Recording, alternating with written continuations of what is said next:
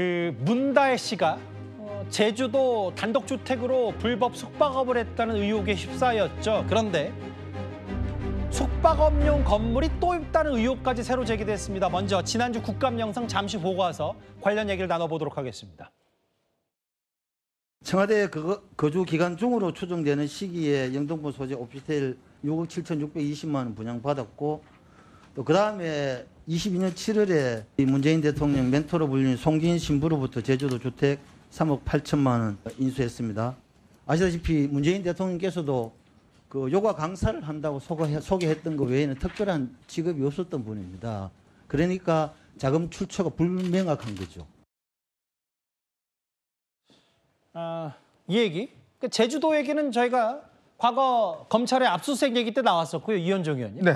영등포구청의 현장 실세야. 구청이 이거 현장 실세한다는 건 서울의 이 해당 오피스텔 또한 숙박업을 할 수 없는 곳인데 숙박업을 했다. 이 얘기인 것 같거든요.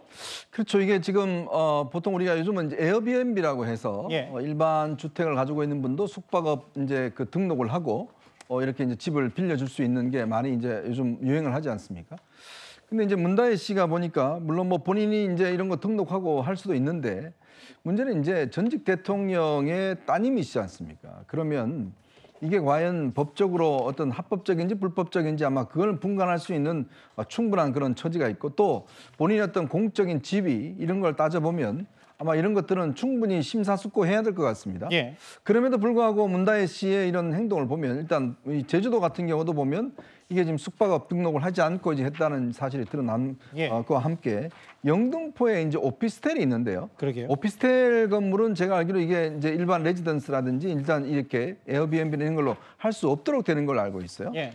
근데 문제는 이걸 이제 이렇게 해서 등록을 해서 했다는 거 아니겠습니까? 그래서 영등포 구청에서 지금 실사를 나가려고 그러다가 워낙 또 기자들이 몰리니까 일단 오늘은 못한 것 같은데, 글쎄 참 이게 저는 안타까운 게 뭐냐면 물론 뭐 본인이 어떤 생계의 수단으로 이런 숙박업을 할 수 있습니다. 그거 가지고 뭐 문제 삼는 건 아니에요. 그렇지만 대통령의 따님, 물론 뭐 일반인도 다 마찬가지입니다만 더군다나 전직 대통령의 따님이면 이런 어떤 법적인 문제에서는 충분히 아마 주변에 자문을 구하고 할 수 있는 분들이 있을 겁니다. 근데 그런 것들을 충분히 해야 되는데, 왜냐하면 본인이 불법을 하면 모든 문제가 본인의 어떤 아버지한테로 다 연결되는 거잖아요. 그럼에도 불구하고 얼마 전 운전도 그렇고 이 문제도 그렇고 과연 문다혜 씨에게 어떤 준법 정신이 과연 있는가라는 그런 의문을 가질 수밖에 없는 것 같습니다.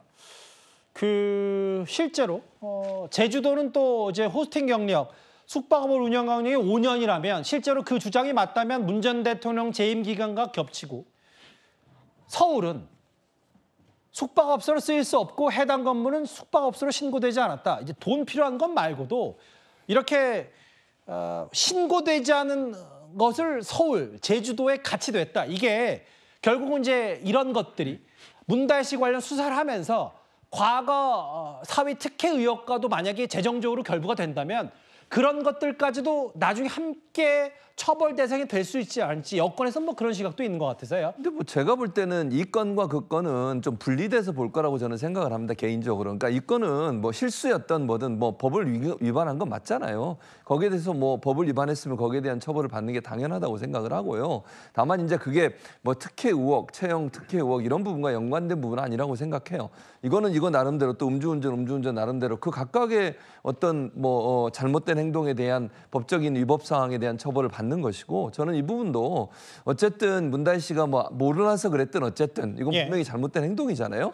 여기에 대해서는 분명히 저는 수사나 조사가 들어가야 된다고 생각하고요. 또 어떤 결과가 나오든 그 결과에 대해서 문다혜 씨는 그에 합당한 처벌을 받아야 된다고 저는 생각합니다. 그래서 이런 부분들이 뭐 좀 개인도 마찬가지고 또 전직 대통령 딸도 마찬가지고 준법 정신을 잘 지키지 않았을 때 올 수 있는 불이익에 대해서 깊이 고민하고 어떤 사업을 하거나 아니면 뭐 어떤 뭐 이게 에어비앤비가 그냥 쉽게 생각해서 자기 가지고 있는 어떤 주택이나 오피스텔을 사용할 수 있다고 생각하는 것은 그렇게 생각할 게 아니라 규정이나 법을 잘 준수하면서 할 수 있는 자세가 필요하다고 생각을 합니다. 음주 수화과는 별개로 지금 그 해당 구청에서도 불법 숙박업을 했냐 안 했냐를 두고 현장 실사까지 하겠다는 이것도 파장이 앞으로 좀 있을 것 같아요. 문다혜 씨 관련 속보까지 만나봤습니다.